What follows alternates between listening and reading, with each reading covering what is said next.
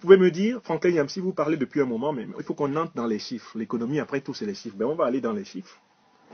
D'abord, je tiens à dire aux Ivoiriens que les chiffres du gouvernement Ado, Alassane Dramane Ouattara et Gon sont souvent des chiffres qui sont révélés tardivement aux Ivoiriens. Ce gouvernement n'informe pas les Ivoiriens en temps et heure de leurs chiffres. La preuve, si vous allez sur le site finance.gouv.ci, économie statistique économique, si vous allez sur ce site maintenant, vous avez Internet, non? Allez sur le site finance.gouv.ci, économie statistique économique maintenant, vous allez trouver que les dernières statistiques économiques affichées par le gouvernement ivoirien à la disposition des citoyens ivoiriens datent de 2016. Voici un gouvernement qui affiche en 2019 les données des statistiques économiques officielles de 2016. Ça ne vous dit pas quelque chose? Un gouvernement qui décale l'information économique mise à la disposition de ses citoyens, n'est-il pas un gouvernement qui ment? Si vous allez sur le site finance, au pluriel, .gouv.ci, /économie, /statistique-économique, vous allez voir que les dernières statistiques économiques de la Côte d'Ivoire affichées là datent de 2016. Où sont les statistiques de 2017? Où sont les statistiques de 2018? Où sont les statistiques de 2019? Le site gouvernemental les cache.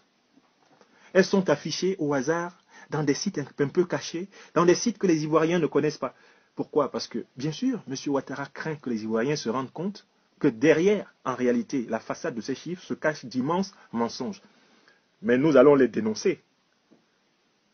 J'étais pour ma part toute cette semaine sur ce site et j'ai lu la quasi-totalité des informations économiques mises à la disposition du public par le gouvernement de Côte d'Ivoire. Donc maintenant, j'ai même toutes les captures d'écran, j'ai tout ça, j'ai mis tout en boîte. Même si ça va changer, j'ai déjà tout. J'ai le bonheur de vous dire que toutes les statistiques économiques de la Côte d'Ivoire sont calculées par rapport à un indice macroéconomique fondamental qui s'appelle Produit intérieur brut, PIB. Tout est calculé par le gouvernement ivoirien en fonction du PIB, Produit intérieur brut. Mais, comme je vous ai dit de vous débarrasser du complexe intellectuel qu'Alassane Ouattara a tenté d'infliger aux Ivoiriens en matière d'économie, alors que les Ivoiriens sont un peuple qui possède, à mon avis, une énorme brochette de gens formés en économie, rappelons que le PIB, c'est l'ensemble des richesses produites par l'économie d'un pays pendant une année. L'ensemble des richesses produites par tous les acteurs économiques d'un pays donné pendant une année. C'est ça le PIB, produit intérieur brut. Vous avez entendu la définition? Si c'est ça le PIB, ça veut dire que dans le PIB, il y a les richesses qui ont été produites par les entrepreneurs nationaux, les acteurs véritablement nationaux, mais aussi, bien sûr, les richesses qui ont été produites par les entrepreneurs et les acteurs internationaux. Vous avez compris? Le PIB, les richesses du PIB, c'est des richesses qui sont à la fois des richesses produites par les nationaux et les richesses produites par les étrangers. Or, vous savez que le gros de l'économie ivoirienne est contrôlé par les multinationales étrangères.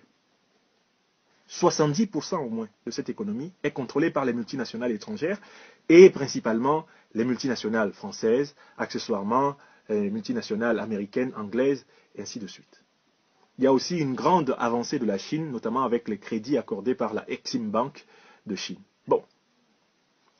Donc le produit intérieur brut de la Côte d'Ivoire, quand vous entendez parler de produit intérieur brut de la Côte d'Ivoire, le gouvernement Ouattara compte là-dedans les richesses qui ont été produites et par les acteurs nationaux ivoiriens, qui gardent leurs richesses normalement chez eux, et par les acteurs internationaux, qui viennent produire des richesses en Côte d'Ivoire. Mais j'ai d'abord une question là à vous poser.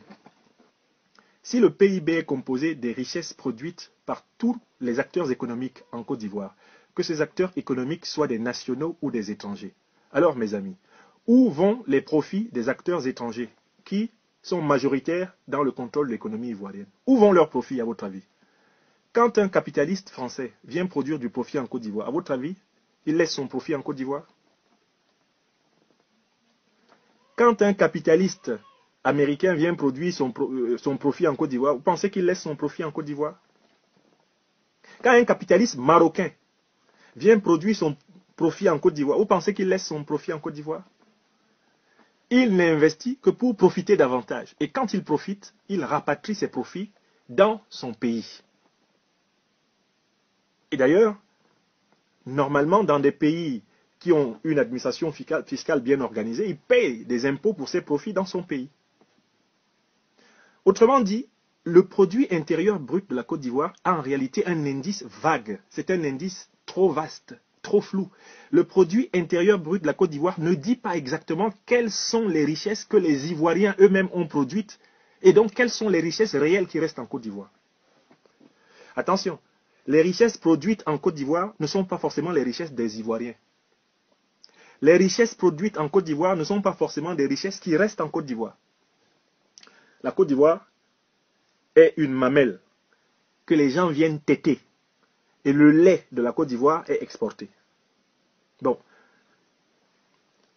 Sur le site du gouvernement ivoirien, M. Ouattara et M. Gon, il n'y a jamais ouvertement donné un deuxième indice économique qui pourrait mieux nous renseigner sur ce qui se passe en Côte d'Ivoire. Vous savez quel indice n'est jamais clairement donné? L'indice qui n'est jamais clairement donné s'appelle PNB. Produit national brut.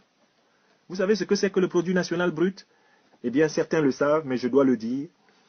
Il est constitué des richesses produites par les acteurs nationaux d'une économie pendant une année.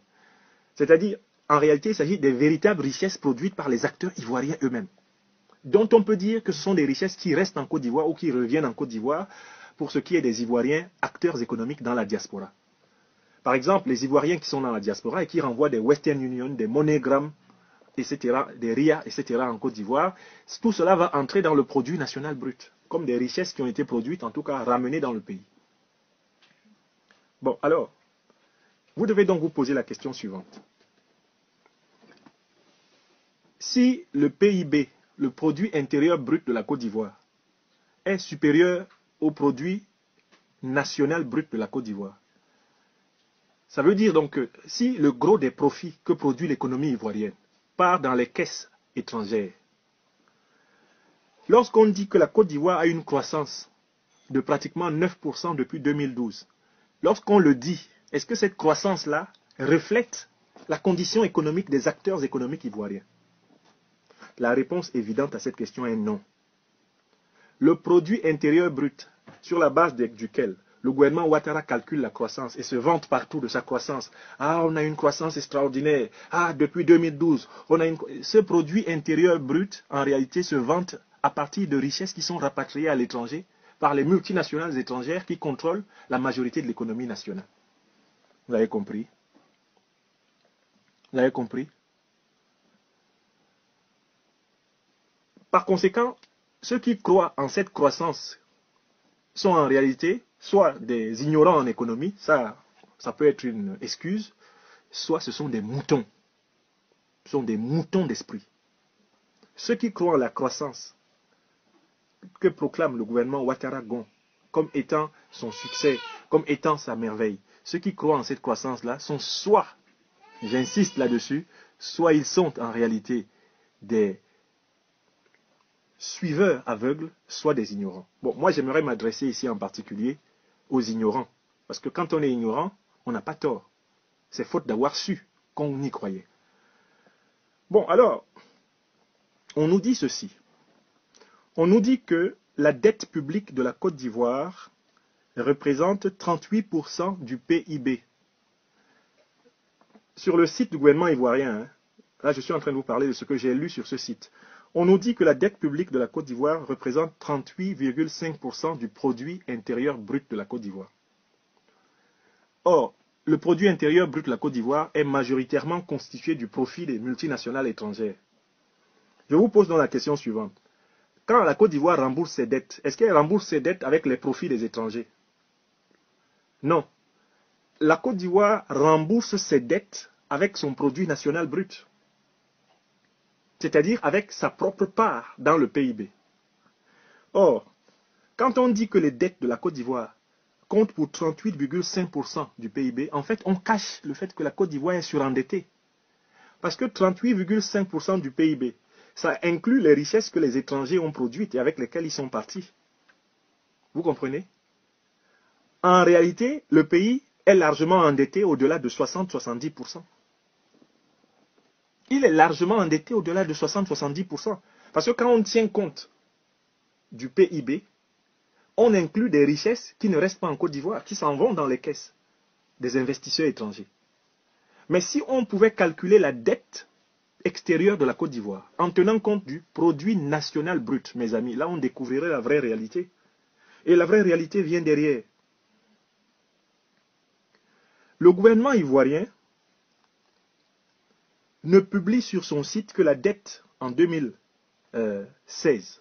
Il ne publie pas sur son propre site actuellement la dette en 2017, la dette en 2018. On peut se demander pourquoi. Pourquoi ils ont peur de publier l'évolution de la dette? Parce qu'on pourrait bien se rendre compte que dans une année comme l'année 2017, la dette ivoirienne avait explosé.